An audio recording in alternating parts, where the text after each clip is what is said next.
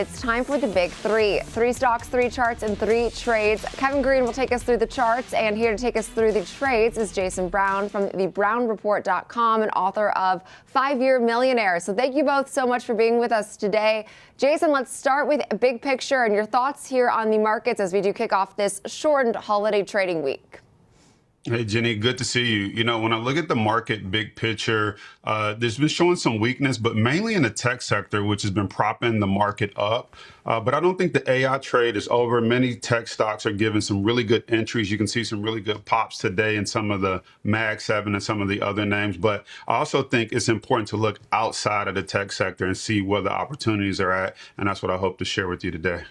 Okay, so take us through your first thoughts on our first name today, which is Disney here, which Walt Disney has plummeted about 7%. Plummet is probably an aggressive term, but has fallen about 7% on the year. We've pulled back almost 18% from highs. So we pulled back. It's been more gradual, but that gradual pain, I mean, what do you make of it, Fear, when you look at the overall picture of Disney? Yeah, so I know Kevin will go through technicals, but just looking at the Disney chart here on my screen, one of the things I noticed, and when I picked this one up, it's been in a well-defined channel. Stock's been bouncing between 70 at support and 120 at resistance. And so I could see that stock headed back down to the 70 level, notably because you got to think year-over-year operations income was down about 35%. Sports, which is one of their bigger revenue producers, was down 2%, but the experiences was up 13% to 1.9 billion. But here's why I think the experiences could be potentially at risk. We saw all the headwinds with the government shutdown and all the air traffic controllers and the issues with flying. You got inflation. So you think consumers and families may start to rethink, do we do Disney this year? Do we do the cruise this year? Which could impact one of their biggest revenue generators, which is experiences, which is why I think the stock most likely will continue down to about the $70, $80 level, bringing us right in prime position to take a put option trade. Okay, and so Kevin, take us now through the chart here. As we have seen, we have been stuck in a bit of a range. Unfortunately, that range has been a bit trending to the downside, and of course, recently slipping below its 50 and 200-day moving averages. So what are you seeing from a technical standpoint? Well, Jenny, yeah, it has definitely broken some structure here. Getting down to that $75 level, that's a little bit aggressive, but maybe that could be the case here. If you're kind of looking at this stock over the last year or so, we have seen the same type of breakdown before. This time last year, we saw the stock making lower highs as well as lower lows, and it was in this expanding megaphone type of pattern to the downside here, where we did eventually see a break of that 200-day moving average, which is in red. That was back in March of this year, and then we did see a breakdown. Now, obviously, the broader market broke down as well, but this stock was actually lagging pretty significantly compared to the broader market. Now, we had some aggressive upside moves. We had 2 major gaps that were pushed to the upside here after those lows, recapturing the 200-day moving average, trying to make those highs of around $125 or so. And then once again, we have seen lower highs as well, lower lows. And this channel, which has been in effect since late June or so, has now finally broken. It tried to hold the 200-day moving average gap below that, and we still have a major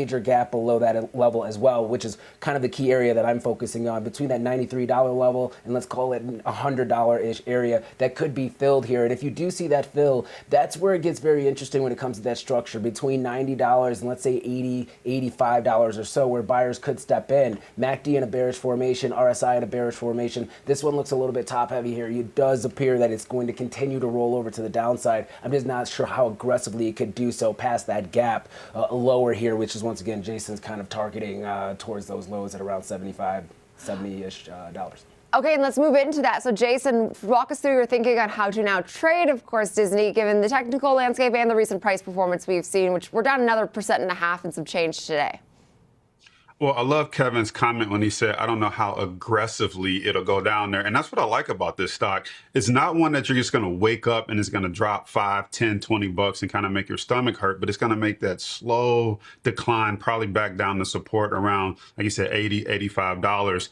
And without any new movies or anything to really breathe life into the stock for it to break out, even their own management guided down for the Q1, of 2026. So I'm looking at this. It takes about 3 to 4 months for it to make it back down to the bottom of that range. So I'm looking at the March 20th, 2026, 120 strike price put option. You're going to pay about $17 for that. Your break even is 103. So almost where we're not quite there yet, but well, actually we are a little bit below that as of right now. You got about 116 days on this option. Anything past that starts to become profit.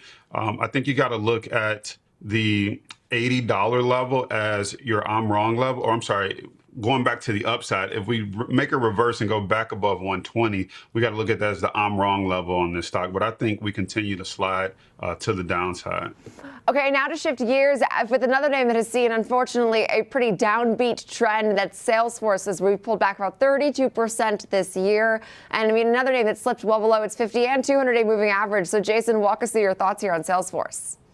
Yeah, what I like about Salesforce from a technical standpoint, it's holding around that 230 pattern, but you can see a descending triangle kind of happening here. So every time it goes up, it gets smacked back down. However, it gets bought back up right at support.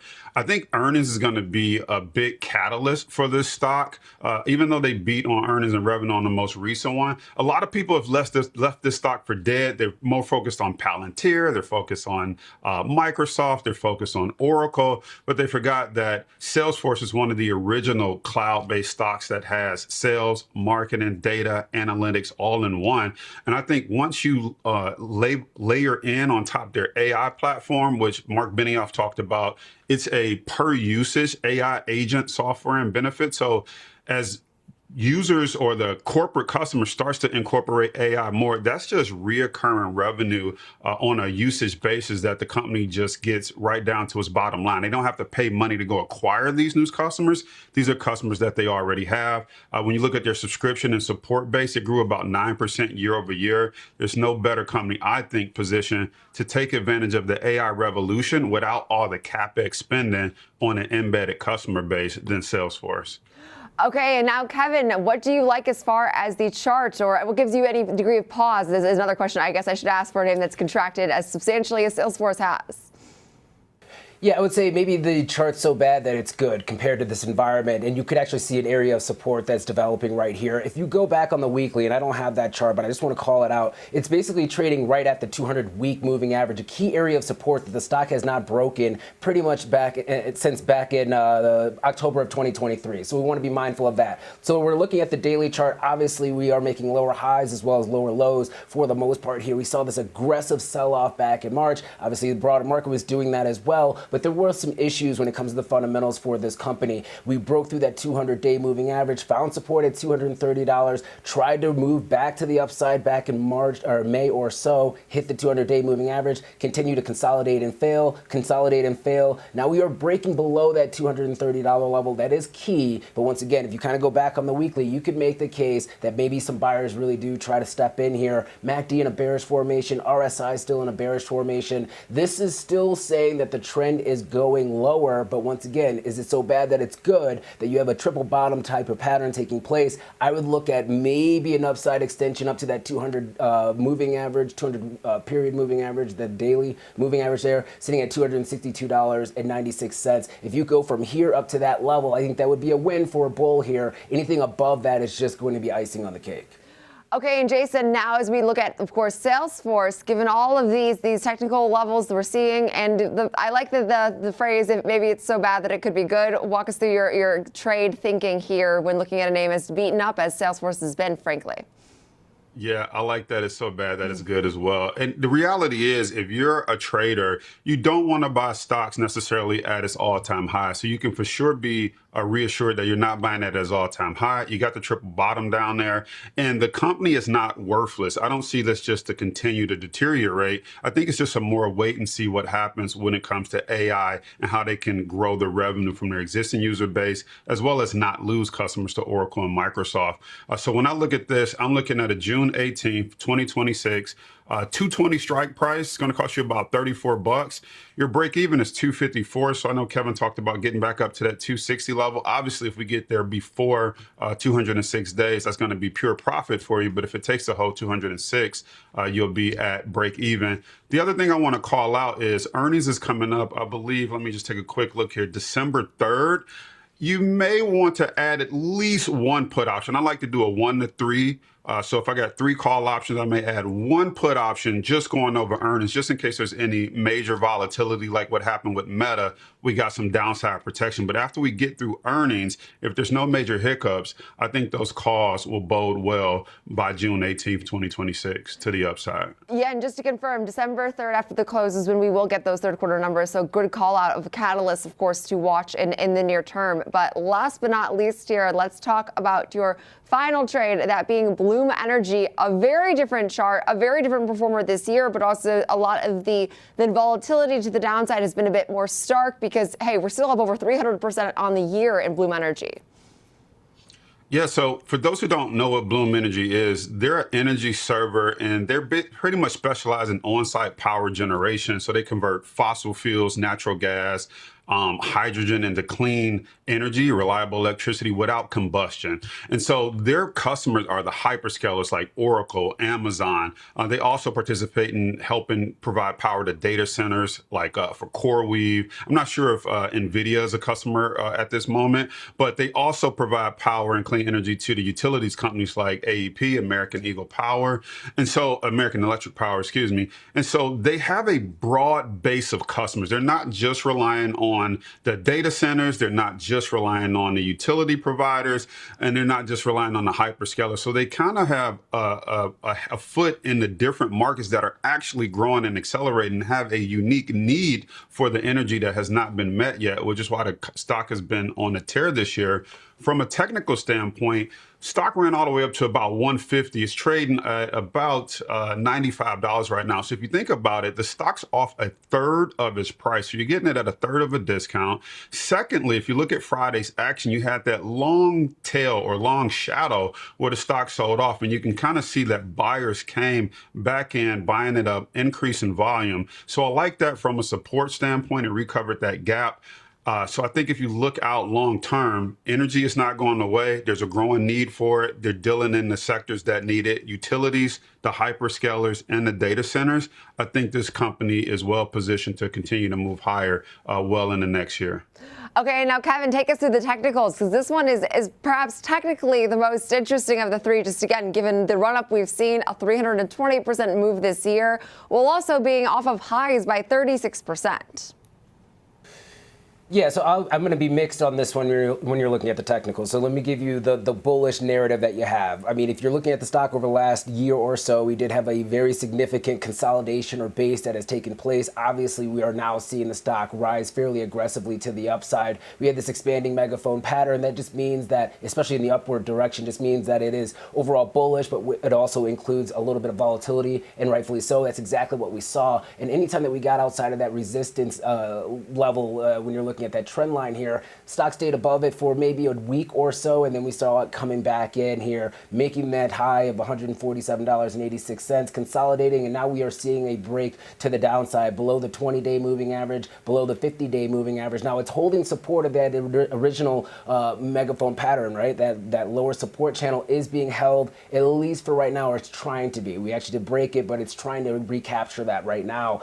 This stock looks like it did run up a little bit too far, too fast, but here's the bull case that you have. We have a pullback. We had Friday where we did see a flush to the downside. The stock traded as low as $75. Buyers did step in. So you do have a hammer candle. Now it's a red hammer candle, meaning that the stock opened, it flushed lower, and it still closed lower, but it closed well off of the lows. For the most part, neutral to bullish there. You do have a follow-through day today. Hopefully we have a bullish engulfing candle in today's session, and you're able to recapture the move to the upside. I also have a Fibonacci retracement from the lows of $15.15 to the highs of $147.86. If you look at this pullback, it's a 50% retracement from high to low if you're looking at Friday's candle, and it is trying to bounce above that 38.2 retracement. RSI making lower lows, making lower highs. MACD about to have a full confirmed bearish across below that zero line here. I would be cautiously optimistic, but I would also not be surprised if it does break this neckline, if there's also a head and shoulders pattern, breaking the neckline at $88, $89 or so. If it closes below that aggressively, I would get concerned that you still see a pullback down to that 200-day moving average. So cautiously optimistic here, but this still may actually have more room to the downside here if this narrative kind of shifts. Okay, cautious optimism. So Jason, last but not least, walk us through how you think through trading this name, because there's a lot of various opinions, I will say, on anything that has run up to this extent, but obviously finding value, hopefully, as we see further enthusiasm tied to the AI build. Yeah, and what I love is that it has a fundamental story behind it. So it's not just hype, it's not just technicals. Fundamentally, we have a need for power, we have a need for clean energy, and partnering with the industries that are growing, it just makes sense to hook your caboose to it. And also, you got to make sure that, like Kevin said, this support level, if this breaks this support level that it's trying to hold aggressively, you definitely want to be out. So my I'm wrong level would be a breakdown below 85. If this holds, though, I'm looking at the June 18th, 2026 100 strike price option. It's going to cost you about $32.50. Break even's $132.50, which means it doesn't even have to get all the way back up to the top where it retreated from around 150 to start to make money. But if we start to head back up there, you also could look at scaling out at around 115. That would be about 20 points up from where it's at right now, which will leave you a nice profit. And then we got a total of, I think, 206 days. So you got time on this. So you don't have to be clinging to it like a nail biter. But again, I think it's important to understand you want to have an I'm wrong level, a breakdown below 85, which is $10 more of a sell-off. You might want to take a small loss and move on. Okay, we so appreciate it. Jason Brown from the Jason Brown Report, as well as the author of 5-Year Millionaire. And of course, Kevin Green, Senior Markets Correspondent. Thank you both for all of that breakdown on Salesforce, Disney, as well as Bloom Energy.